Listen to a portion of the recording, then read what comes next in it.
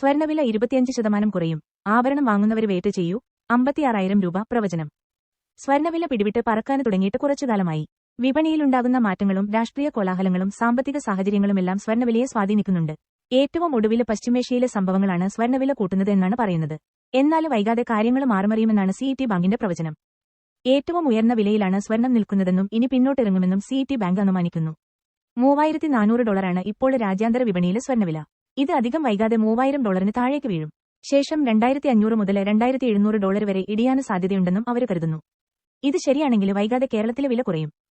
ഏകദേശം 25% വിലയിൽ കുറവ് വരാൻ സാധ്യതയുണ്ട് എന്നാണ് സിഇടി ബാങ്കിന്റെ പ്രവചനം. ഇപ്പോൾ ഏറ്റവും ഉയർന്ന നിരക്കിലാണ്. ഇനിയും സ്വർണം വലിയ അളവിൽ ഉയരില്ല. പകരം ലാഭമെടുക്കൽ കാരണം വില താഴാൻ തുടങ്ങും. മാത്രമല്ല വിപണി സാഹചര്യം മാറുമെന്നും സിഇടി ബാങ്കിന്റെ വിപണി നിരീക്ഷകർ കരുതുന്നു. ഇത് ശരിയാണെങ്കിൽ കേരളത്തിലും 25% കുറവ് പ്രതീക്ഷിക്കാം. അപ്പോൾ പവന് വില 56,000 വരെ എത്തിയേക്കും. 2025 മൂന്നാം പാദത്തിലെ സ്വർണ്ണവില കുറയും. ശേഷം 2026 കടക്കുമ്പോൾ വീണ്ടും കുറയും.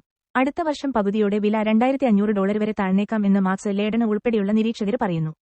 സ്വർണ്ണത്തിലുള്ള നിക്ഷേപം കുറഞ്ഞുവരും. ആഗോള വളർച്ചാ നിരക്ക് മെച്ചപ്പെടും. അമേരിക്കയുടെ ഫെഡറൽ റിസർവ് പലിശ നിരക്ക് കുറയ്ക്കുമെന്നും വിപണി നിരീക്ഷകർ പ്രതീക്ഷിക്കുന്നു. കഴിഞ്ഞ വർഷം സ്വർണ്ണവില 30% ഉയർന്നിരുന്നു. ഈ വർഷം ഇതുവരെ 30% ഉയരുകയും ചെയ്തു. കഴിഞ്ഞ ഏപ്രിൽ 22 ഔൺസ് സ്വർണ്ണത്തിന് $3,500 കടന്നു കുതിച്ചിരുന്നു. പിന്നീട് ഏറിയും കുറഞ്ഞുമാണ് സ്വർണ്ണം മുന്നോട്ട് പോകുന്നത്. ഇന്ന് $3,400 സ്വർണ്ണം. ജൂൺ മാസത്തിലെ ഉയർന്ന നിരക്കിലാണുള്ളത്. പശ്ചിമേഷ്യയിലെ പ്രശ്നം വേഗത്തിൽ പരിഹരിച്ചാൽ സ്വർണ്ണവില കുറയും.